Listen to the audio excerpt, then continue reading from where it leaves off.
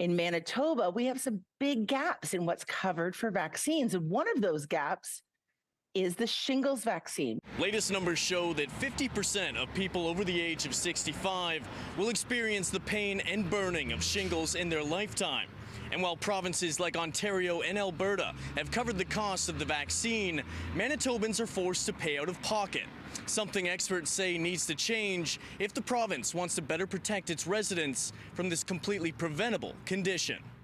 In 2018, the National Advisory Committee on Immunization advised everyone 50 and older should be vaccinated for the virus, which presents as a painful rash and nerve pain.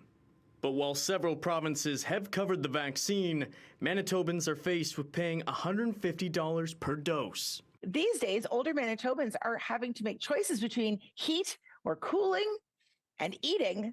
There's really no extra money for paying privately for vaccines, which should be publicly funded.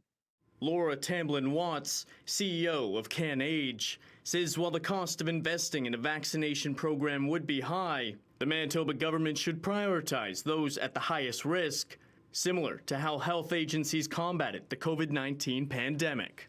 Let's start with people 65 to 75 and get them vaccinated as a key priority right now.